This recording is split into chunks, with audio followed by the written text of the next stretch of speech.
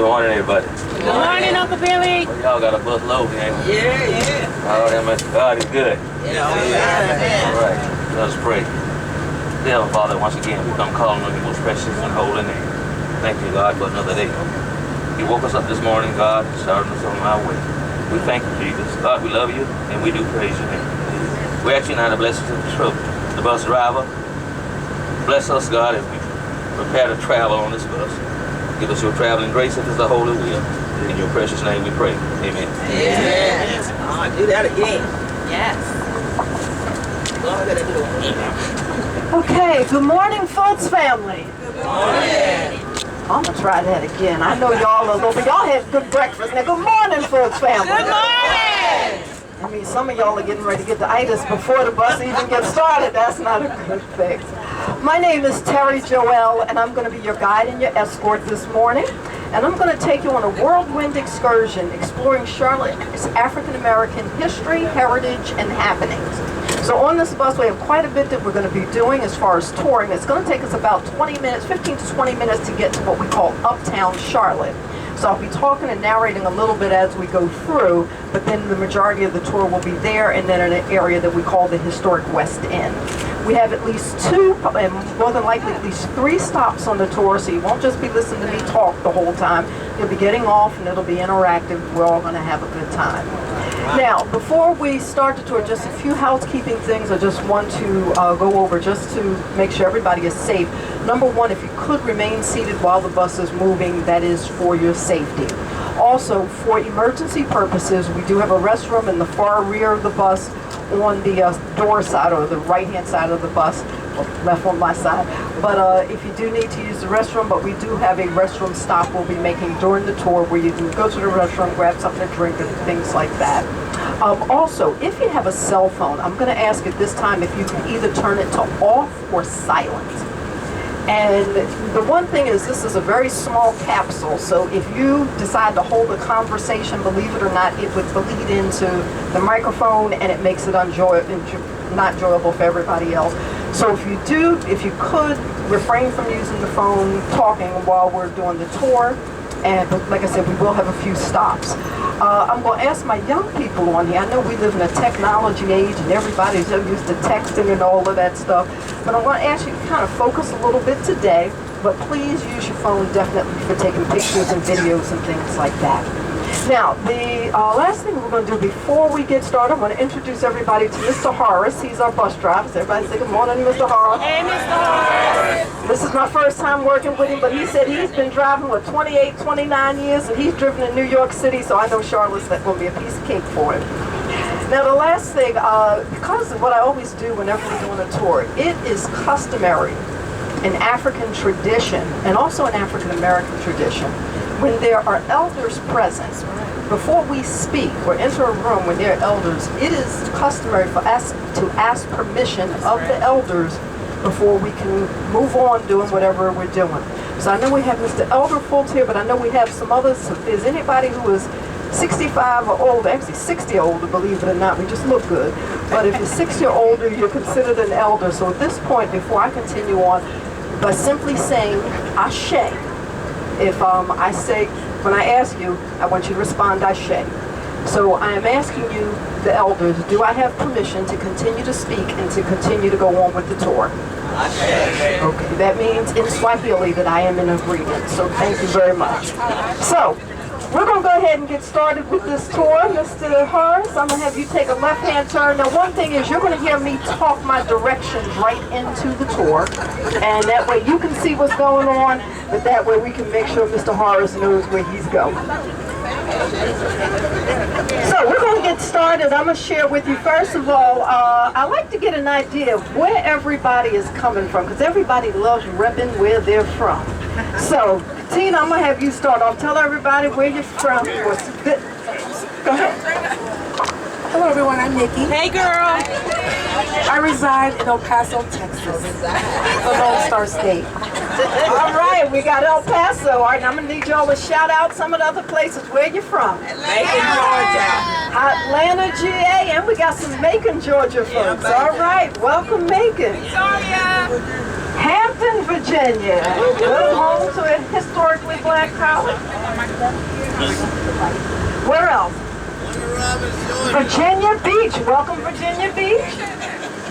Kansas City. Is this Kansas City or?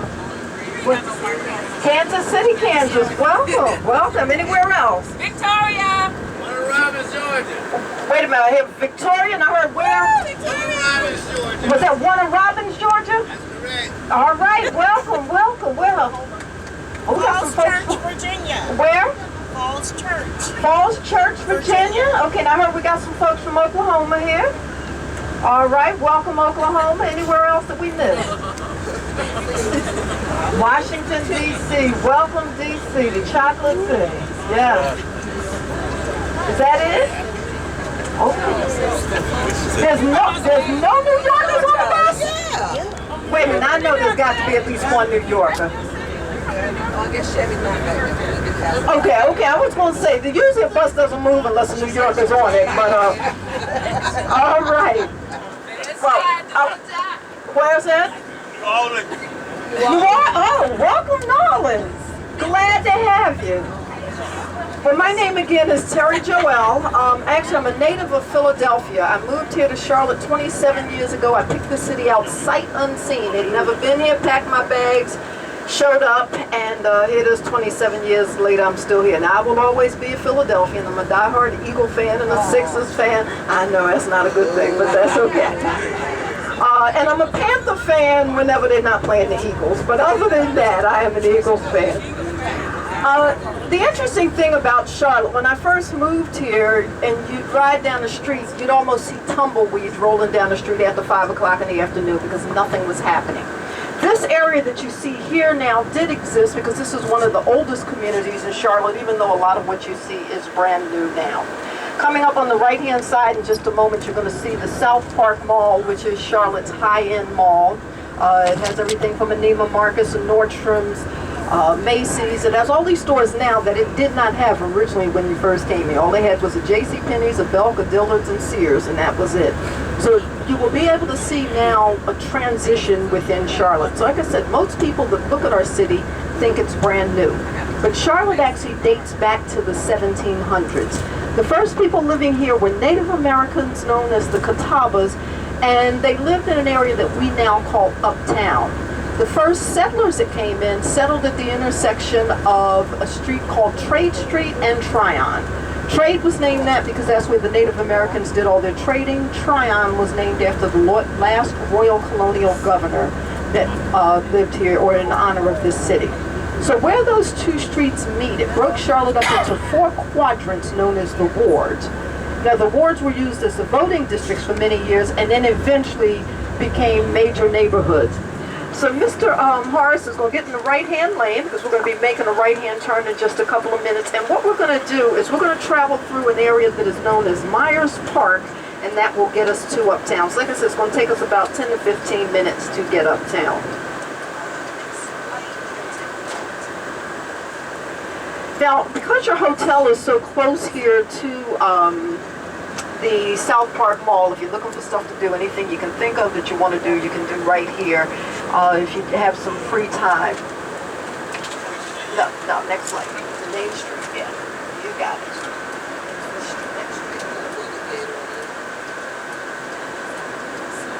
Now this area was an area where a lot of the wealthier developers live. So anything that you see in Charlotte, usually the folks who now are funding everything either live in this area or the land developed here was developed by those individuals. 2 of the major families here are the Harris family and also the Bissell family. So a lot of what you see is going to be as a result of them, but also another name you're going to see very popular here in this area is the Levine family. We'll see that as we get a little closer to Uptown. Levine Museum is named after them, as well as the Children's Hospital and quite a few other things.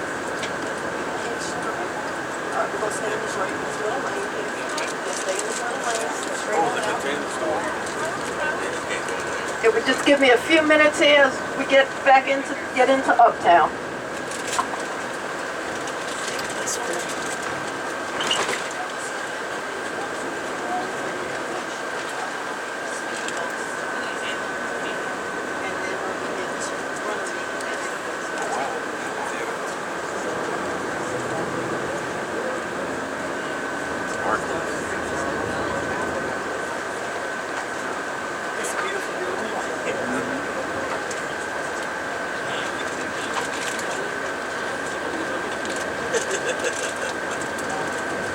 Okay, I will let you know we're going to be going through a couple of speed bumps, so for those of you in the back of the bus, just get prepared when you see the front of the bus go up a little bit.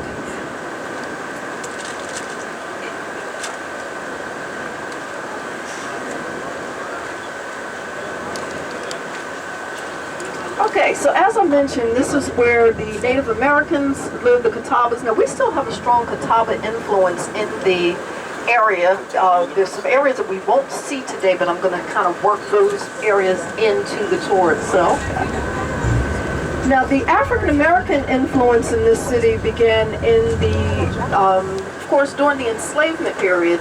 However, shortly after enslavement, here in Charlotte in the 1860s, is when you started to see the influx of things such as our colleges and the various neighborhoods that we're going to see when we get to Uptown. One of them primarily being an area called Brooklyn. And because like Brooklyn, New York, it was a city within a city, that's why it got its name Brooklyn. Now the interesting thing that you're going to see is here in Charlotte, unlike cities like DC or New York or Detroit, because the city has been remade over several times, we don't have areas that we can talk about that you'll still see remnants of. A lot of the things that were African American owned in the Uptown area basically no longer exist. If you think about it kind of when we look at how they say the gentrification process, which I actually call colonization process, when you think about that, what has happened in many of our communities around the country, it has been very prominent here in Charlotte. Again, just a couple of minutes. We're going to get through the next couple of, about 5-10 minutes, and then I'll start narrating again as we get to the next part of the city.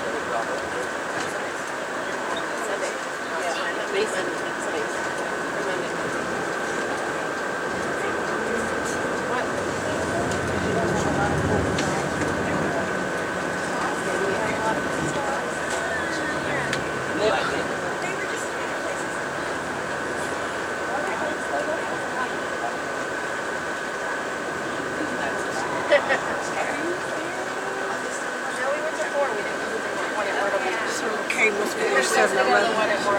I said Circle K must be their 7-Eleven. I see a lot of those on the They have a couple. But we got there too late, so I was like, no. So we actually got there super late. We went to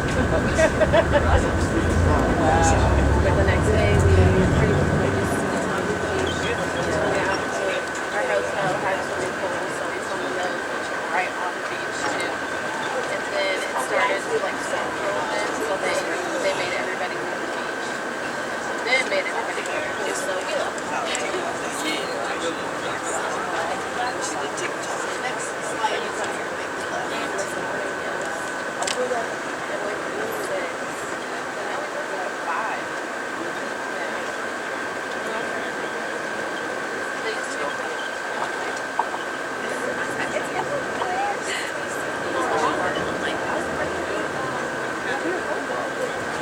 Okay, so now we're in the community of Myers Park, and Charlotte itself really is a big circle, all based on the community of Uptown. So as we're touring today, everywhere we go will be within 5 to 10 minutes outside of Uptown if we're not actually in Uptown. So it can only take us from this point here about 10 minutes to get to Uptown. Now Myers Park is an area where people who were very wealthy, after they left the Uptown area in about the 1800s, this community was developed in the early 1900s from about 1911 on. And from 1911 to 1934, this community was its own independent town. It didn't annex in with the city until 1934. Now here you'll notice that the homes are all quite large. Most of them are either rectilinear style or they're going to be English style Tudors. And the homes in this area also are part of Charlotte's Hospital District. Now coming up in just a minute on the left-hand side, you're going to see a house that the people who originally built the house, when they purchased it, when they originally purchased the house, they were going to add a wraparound porch onto the house. Well, the community got really upset and told them no, they couldn't put a wraparound porch on the house. So instead of building a wraparound porch, they tore the house down and they rebuilt another house. Just keep going. When they rebuilt the house, they rebuilt it to 13,000 square feet. Once they built the house, inside the house it has a huge indoor underground pool. And also they have outdoor gardens, verandas, and what's interesting is every year they open their house 4 times a year to nonprofit organizations to be able to do fundraisers. Now the community doesn't care for it too much, but the people who own the house, they believe to whom much is given, much is required. So if you take a look now to the left, you're going to see this huge stone home, and Mr. Horace is going to kind of slow it down. Oh boy, that's a big one. Now inside the home, they also have what they call a friendship wall, where anybody that comes into the house, they have these Sharpies on this round wall, and they actually have to sign it. Now one day I was doing, keep straight, just keep straight. Okay. As you see, all kind of good. One day I was doing a tour, and I pulled the bus up and was talking about it and got a little nervous because the woman came running out the house. I thought she was upset because we were doing a tour. So instead, she said, no, come on in. We're having a pig picking. So I was like, okay, now I'm a Philly girl. I didn't know what a pig picking was. But she invited us in, and the interesting thing was everybody on my bus was Jewish, so they wasn't interested in the pig picking either. But we went on in, we had a good time, we made a donation to the nonprofit, and actually she was raising money for African American children for a reading program. So she and her husband are retired bankers from Wells Fargo, and believe it or not, she also does not have any housekeeper. She takes care of the house herself, with the exception of the garden. So they are very down to earth. And so that's one of the most unique homes in this area. You'll also notice down the middle of this street where you see the grassy medians, this is where streetcars used to run. What they did was they took up the streetcars and decided that they no longer wanted to have that available, but they wanted to keep this a park-like setting, so therefore they placed the trees in the middle of it. We also call the street the Booty Loop, because at any point in time, you're going to probably be looking at somebody's rear end, either riding a bike or jogging. That's what they do. But also, we have a program called 24 Hours of Booty, which is a bike race that runs 24 hours once a year, and it's to raise funds for cancer. Now, we're going to wind up, let's go ahead and we're going to keep straight on down. Now, a little later on this weekend, you all are going to be coming out for your banquet in Freedom Park. So we're going to be keeping straight, but if we took a left, That's where Freedom Park is. It's right here behind these houses here on the left-hand side. So that gives you an idea. You all are pretty close to where you're going to have your banquets. Now, the other thing that is very interesting about Charlotte is our streets change names without any warning. So if you're on one street that changes name, don't worry about it. So let me give you an idea. We just traveled in on Queens Road West. If we wanted to stay on Queens Road West, we would have had to take a right. If we take a left, that street is East Boulevard, and keeping straight ahead as we're going to do, it's going to be Kings Drive. Now, the interesting thing, in this community, there are two intersections where Queens Road West runs into another Queens Road West. There's two intersections where Queens Road runs into Queens Road, and then there's two intersections where Queens Road runs into Queens Road West. So again, you don't have to make any turns. If you get a little confused, it's not you, it's just the way Charlotte is designed. Okay, so now, we are in what's known as Charlotte's Hospital District. This is where all of Charlotte's major hospitals are located, both Carolina's Medical, which is now Atrium, and also the Presbyterian Hospital, which is Novant. Carolina's Medical is known for a superb care. We also have an A1 Trauma Center, a stellar cancer center, which again, you heard me mention, you're going to hear the name Levine quite often, and the Levines are the ones who also sponsored this major cancer center here. And they also have the Levine's Children's Hospital, which has been ranked #1 in the country, state-of-the-art facility, which you're going to see coming up on the left-hand side in just a moment. Also in this area, now if you take a look to the left, you're going to see the building with the bright colored windows, and that is Levine's Children's Hospital.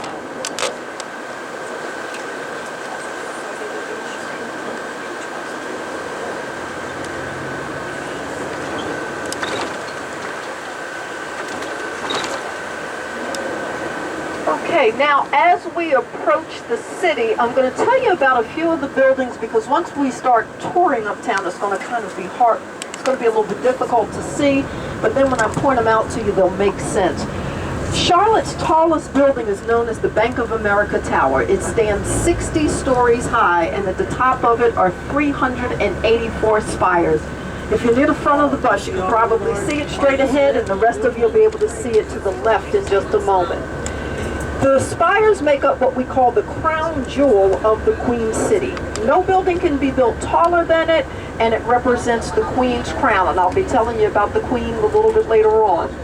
The second tallest building in Charlotte now is the Duke Energy Tower. It was originally built for Wachovia, but when they merged with Wells Fargo, they sold the building to Duke Energy. Duke Energy is now the nation's largest energy company in the country, when we partnered with Progress Energy and took over Piedmont Natural Gas. So this is the world headquarters for Duke Energy. The building is going to be on the left, and what makes this building unique, it looks like it has a handle on the top, like you can pick it up. But the interesting thing is the unique design to the building comes down like a V with a long line, so at night when they light it up, it looks like a giant martini glass, so we call it the Martini Glass Building. The next tallest building is the Hearst Tower. It's the third tallest. It is named after the Hearst Publishing Company, and it also has a stock trading floor on the 12th level of the building. Charlotte is the nation's second largest financial district, second only to New York City.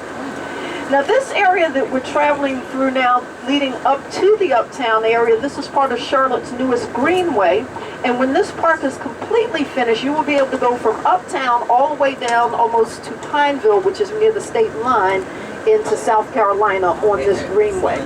Right now, you can currently do that on our light rail, so you'll see that a little later on as we're touring as well. Now this area here is known as Midtown. Where you see this Trader Joe's and everything that was here, this at all one time was one of Charlotte's very first mall, known as Midtown Mall, and over here to the right is a community known as Cherry. And Cherry Community is called that because of, one, its cherry trees, but the Cherry Community was an all African American community for those who were domestic workers who worked in the homes in Myers Park that we came through a few minutes ago. Now we're going to wind up keeping straight on in, and once in just about another 2 or 3 minutes, we will actually be in Uptown.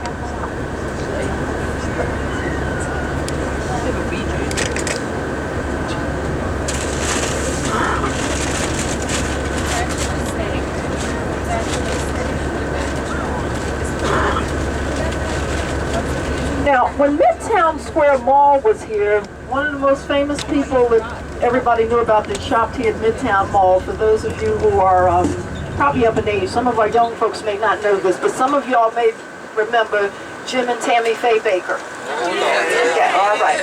Well, this is where Tammy Faye would come and get all her makeup here at the Midtown Square Mall. Now, for many years, people used to wear this t-shirt, and the t-shirt had all kind of colors just splattered all on the front of it. And then on the top of the t-shirt, it said, "I just ran into Tammy Faye." She was actually pretty nice. I used to run into her at TJ Maxx all the time. She and I seemed to like the same kind of pocketbooks. She'd usually get to them before I did, so it's all good. All right, now we're getting ready to make a left-hand turn. Now, the street that we're going to turn left onto, you'll notice will say Elizabeth. But once we go under the underpass, it's going to become Trade Street. And later on, we'll be touring on that same street, but it'll be called Beatty's Ford Road. So I'm just trying to help you out in case you get lost here in Charlotte. Now, when we take this left, as we go on Trade Street, if we were to go right, that would run us into the Novant Hospital, but we are now on the campus of Central Piedmont Community College. Central Piedmont Community College is the largest community college in both North and South Carolina. We have over 85,000 students that attend, and we now have 4 campuses throughout the city, with this being the main one. The building over here on the right-hand side is the old Central High School, and so that is the Central High building. This was one of Charlotte's first high schools originally, and of course, once they converted this to a college, they just use that now as their main administration center. Now, here in Charlotte, we also have light rail, but we have what we call the streetcar project, and that's this little, you're going to see some tracks here. Now, I'll be honest with you, it's not really a people mover, it's just something that's more for nostalgic purposes. But with this streetcar, it goes from the end of the line, which is back to the right there, and it goes all the way now into Uptown near the new Spectrum Stadium where the Hornets play, but it will eventually travel all the way down to Johnson C. Smith University.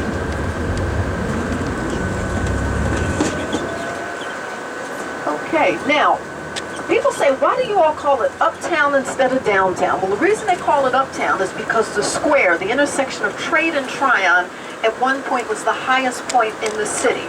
And anytime you leave the square, you're going on a decline. Right now, we're going towards the square, and if you'll notice, the direction of the bus is slightly going on an incline. So that's why we call it Uptown. Anything within the 277 belt loop is considered Uptown. Now, one of the first things you're going to see coming up in a minute on the left-hand side will be an emblem. And that emblem is our county seal. And our county seal came as a result of a contest that was held in 1965. Several graphics artists entered the contest, and the one that won it was a gentleman named Harvey Boyd. Well, when Mr. Boyd went to collect the prize money and get his award for the presenting the county seal, they found out he was African American and they refused to give it to him. So therefore, he fought it for a while. He wound up going into the military, went to Vietnam, and then when he came back, he decided to fight for the prize money. So he eventually sued the city. He got the prize money with interest dating back to 1965. So let's slow it down a little, Mr. Horace, as we come through here. And then coming up in just a moment, you're going to see on the left-hand side the county seal. Mr. Harvey Boyd still lives in the city of Charlotte today. Still lives in this area. He lives in an area that's known as Matthews on the east side of Charlotte. He also fought for the right to be the only other person that could profit off of the county seal. So he can sell things and make money, plus he got the prize money, which was only $200, but he also got interest. So if you take a look here on the left-hand side where it says Mecklenburg County Jail, you're actually going to see the county seal. This was a design by an African-American, Mr. Harvey Boyd. So take a look right there and you can see it.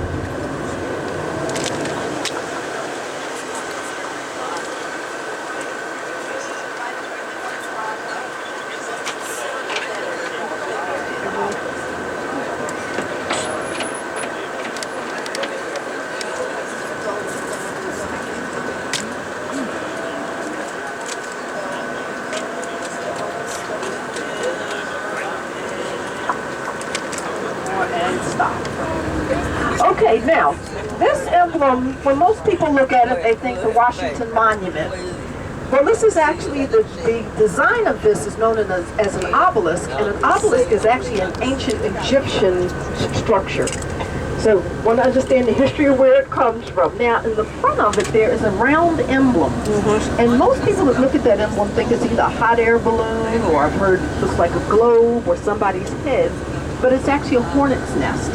Now, the story around Charlotte is that back in the 1700s, the British troops, when they invaded this area, invaded the farm of a gentleman named Mr. McIntyre.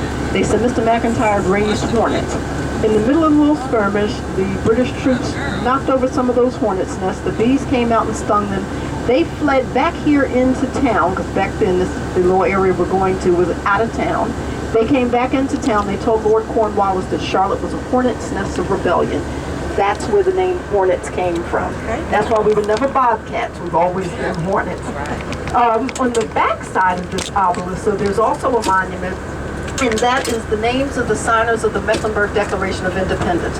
We signed our declaration 1 year prior to the signing for the entire United States. Now, story has a gentleman named Captain Jack was responsible for taking that document to Philadelphia, having it signed, and bringing it back to Charlotte. Took it to Philly, he got it signed. I think he started celebrating a little early because he did not make it back with the document. It got lost somewhere in between. So anybody finds it, it's probably worth more than a Powerball ticket at this point. Be on the lookout for it. Now we're going to move slowly down the street. I want you to continue to look to the left. You're also going to see a bronze statue of Gandhi. This statue was donated to us by our Asian community of Charlotte. Real slow. There you go. There is the statue of Gandhi, and that is what we call Peace Park, representing the peace that we would like to achieve here in the city of Charlotte. Now, the next building you're going to see coming up on the right-hand side, this is our police department, and then across from the police department is Charlotte City Hall. And in front of Charlotte City Hall, you're going to see a monument of a police officer aiding a fellow officer who had just lost his life in the line of duty. We've actually had 19 officers lose their lives in the line of duty in Charlotte dating back to the 1700s. So coming up just a moment, on the left-hand side, you'll see that monument. I agree with you, brother. It's not bad. That's a good enough.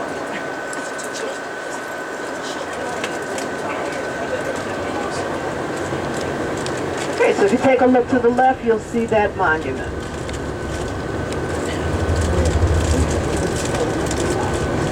Oh, there it is right there.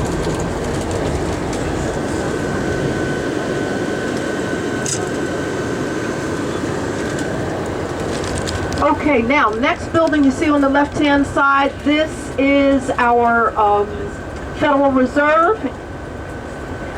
Our Federal Reserve is a branch of the Richmond Reserve, and as I mentioned earlier, Charlotte is the nation's second largest financial district. Building coming up next on the right-hand side is the Spectrum Center. And here at the Spectrum Center is where the Charlotte Hornets play, but also where we have a lot of other special events. And this part of Charlotte is known what we call First Ward. And we'll be stopping through there a little bit later on this morning during the tour. Now, as I mentioned, we have a light rail system now in Charlotte. They completed it back in 2006. And the light rail went from actually originally just from uptown Charlotte to the South Carolina state line. They finally opened the last portion of it just a few months ago. So now you can go from the state line of South Carolina all the way up to the University of North Carolina, which is about a 19-mile stretch of road. And this is fairly new for us, with the exception of the streetcar project on the same street that we're traveling. So you'll see that building with the blue dome. That is our transit center. So the majority of Charlotte's buses all go from various points of the city, meet up at the transit center. And again, that makes it easy for you to get over here to the Spectrum and quite a few of the other sports facilities. Once we cross under the underpass, coming up next, you're going to see the Ritz-Carlton. This is the first Ritz for the state of North Carolina, and it's a partnership between the Ritz-Carlton and the Bank of America. So here on the right, this is all part of the Spectrum Center.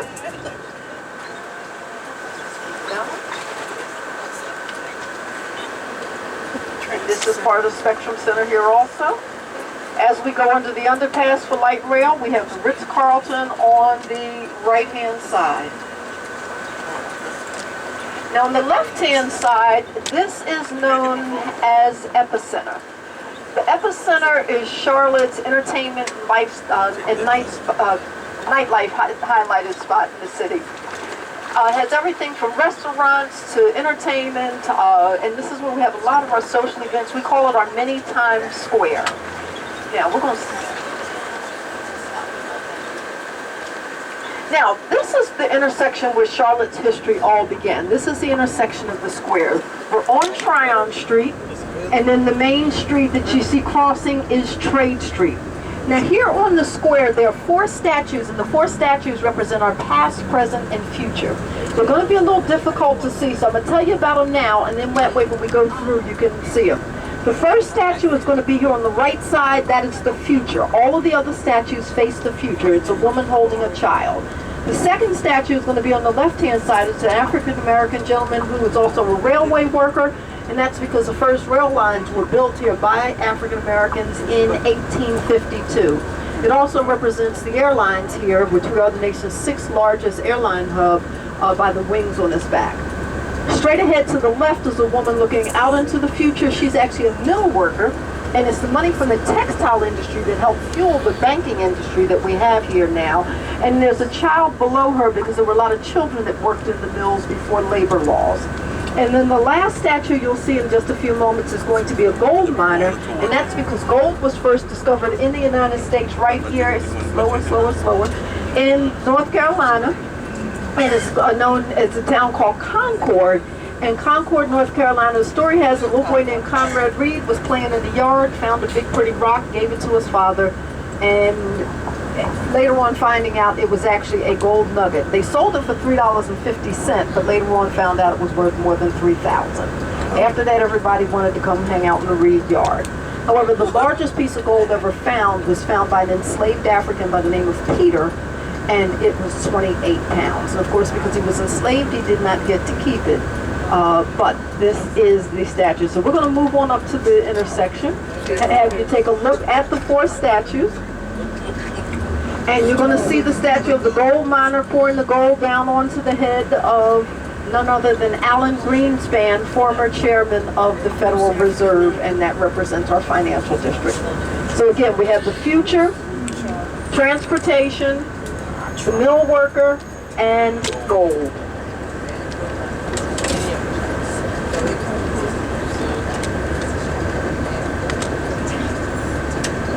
This area you probably need to walk in. I really enjoy it.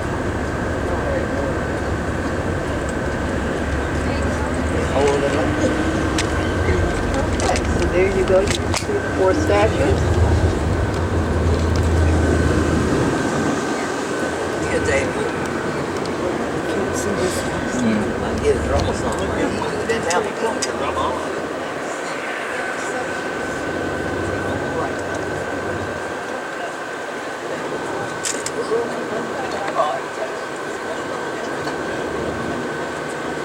Okay, now as we continue down the street, here on the right-hand side, you're going to see a huge church. And this church is the First Presbyterian Church. It dates back to the 1799. And inside that church, they have 3 sterling silver Tiffany chandeliers. Over here on the left-hand side, you have the building known as the Caroline Building. And what makes this building so unique is it's designed Gothic style at the top, so it looks like a church suspended in air when the lights are off at night. So when we get to another point of the city, I'll point it out to you again. So we're going to take a right-hand turn here. And as we take this right turn, we're going into a community that is known as 4th Ward. Now, this was the most historic district of all, and this is where a lot of the people that now live in the Myers Park community originally, or those families originally lived here in 4th Ward.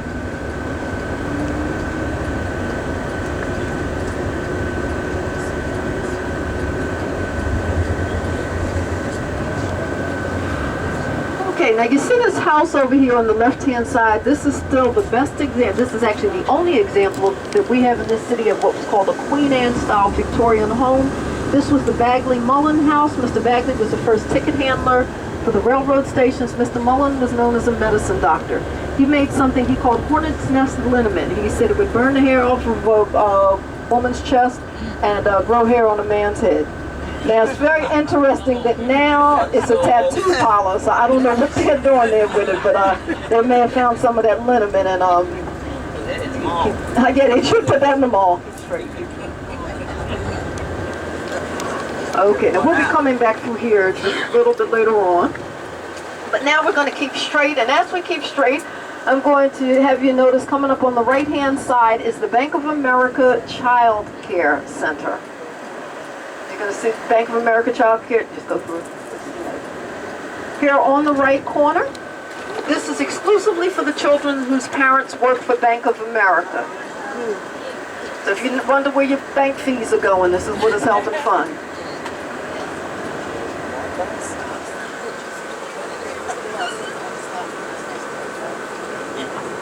Now, this area, like I said, this is where all your doctors, your lawyers, your merchants, your politicians, your wealthier residents of Charlotte live.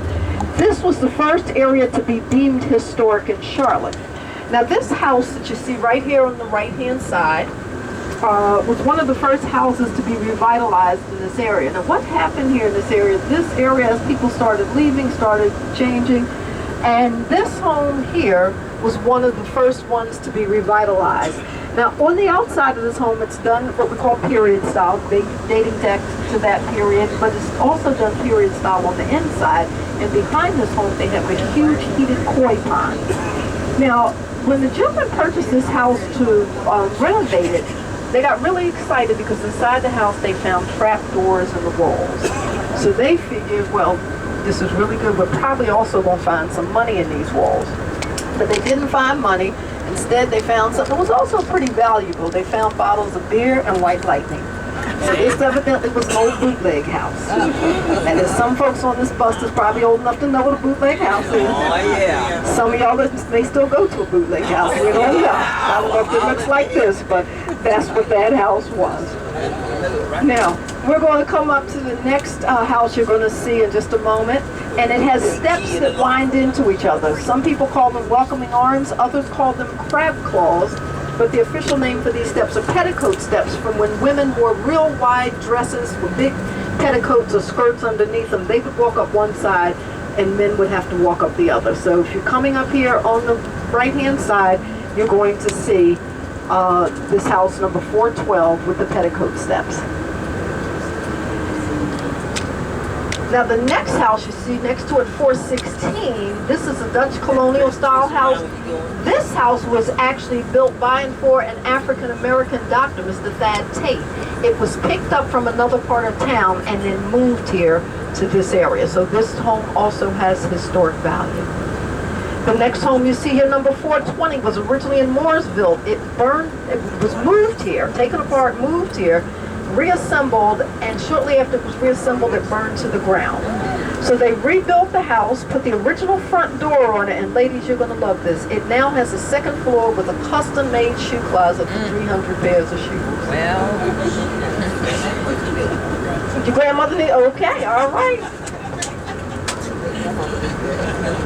Grandmother knows what you're supposed to have on your feet. All right now, you young folks, you need to talk to grandma. Hold on one second. Now, one block in here on the left-hand side, half a block in where that white car is, there's a mauve-colored house.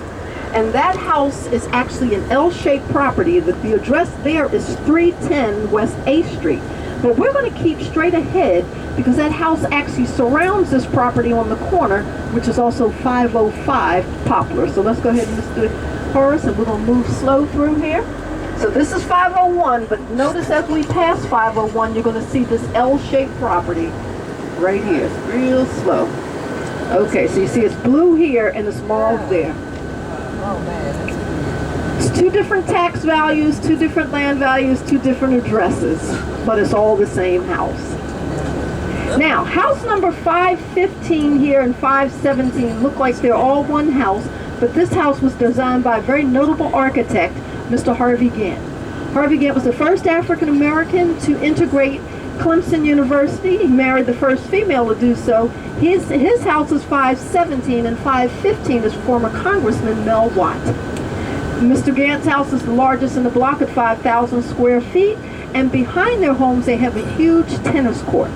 Now, when they first built the tennis court, the neighbors got very upset because they didn't want them to have a tennis court. We don't know why they didn't want them to have a tennis court, but they didn't want them to have a tennis court. However, when Mr. Gant said, well, we don't mind sharing it with the neighborhood, then all of a sudden they became popular and the tennis court was okay.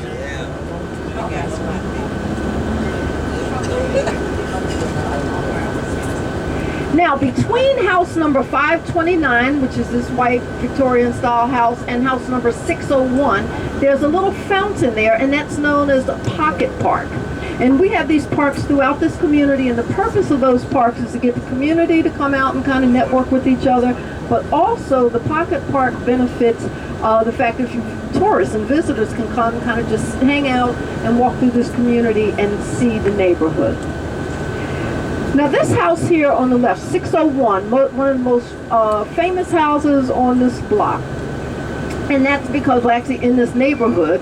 And that's because house number 601 was one of Charlotte's first bed and breakfasts. This house was originally owned by Mr. Shepherd, who was the first pharmacist here. Mr. Shepherd and his wife had a beautiful daughter, and their daughter passed away. Once their daughter passed away, they just didn't want to live here anymore. So they then sold the whole home several times over. Well, back in the 60s, a very, very beautiful lady purchased this house. She had a lot of lady friends that lived with her. They would entertain gentlemen in the evening and serve them breakfast in the morning. So that's one of our first bed and breakfasts.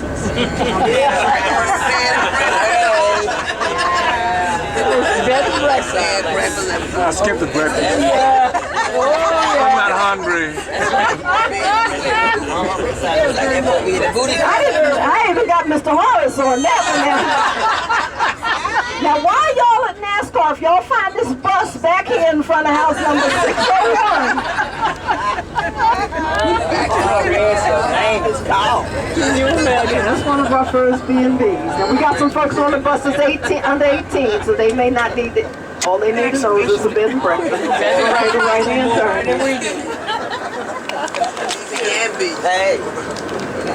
Again, there's some folks that's been in the speakeasy. There's been some folks that's been to the bed and breakfast. We know. Take this right-hand turn. They don't have to raise your hand. We're not going to call you out.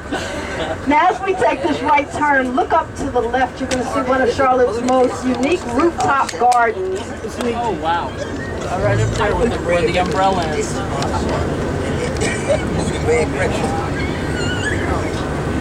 Right up. Okay.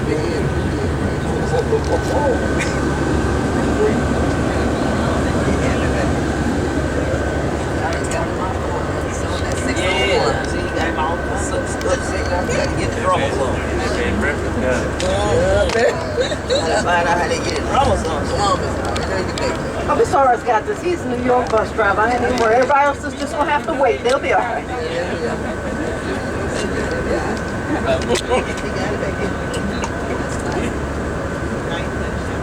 Yeah, like shit, I mean, I drive my country. So you don't drive all of it, the hospital. Oh, everybody at the hospital.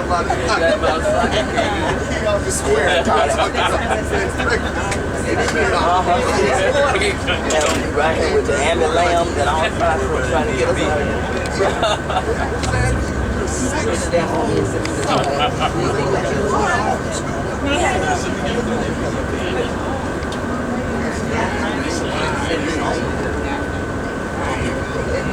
All right, then that bread and breakfast like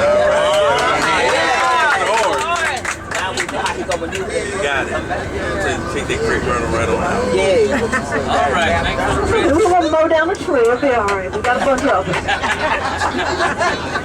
Coming over here on the right-hand side, you have what we call a dovetail garden. Notice these birdhouses are made with broken pieces of china.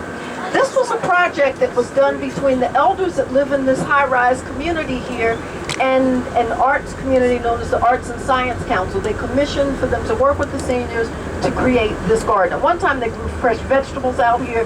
Now it's just basically a sitting area. So now as we take this right-hand turn, we're going to keep straight down, and coming up in just a moment, you are going to see the fire station, and buried at the base of the fire station is none other than Tony the firehouse dog. the only firehouse dog to lose his life in the line of duty when the fire chief didn't realize that Tony was behind him when he was backing out of the fire department and rode over Tony. Poor Tony.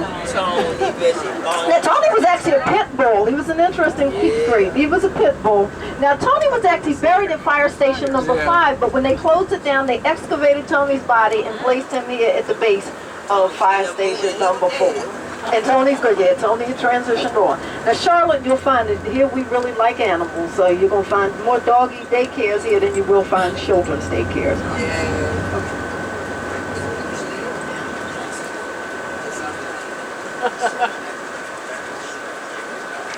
Okay, now, in just a moment, we are getting ready to make our very first stop on the tour. This stop is going to be about 15 minutes. There is no restroom or anything here. We're going to be making a unique stop at an enslaved African cemetery. Now, this cemetery is very interesting because what makes it so unique here in this cemetery mainly are those who founded the city, the signers of the Mecklenburg Declaration of Independence, the first settlers in this area, as well as enslaved Africans. And you usually wouldn't find that in the same section. Usually we'd be one place and they would be somewhere else. Now, right here, this building that you see here is called Settlers Place Condominiums, and that's because it's named after the cemetery, but that was actually Charlotte's very first medical college. Now, when we get off the bus, what I'm going to ask, once we step off the bus, I'm going to ask that we all kind of stay together. Anybody, take a look at who you're sitting next to, because it's a long walk back to the Phillips place if you miss the bus. We don't want to leave anybody. And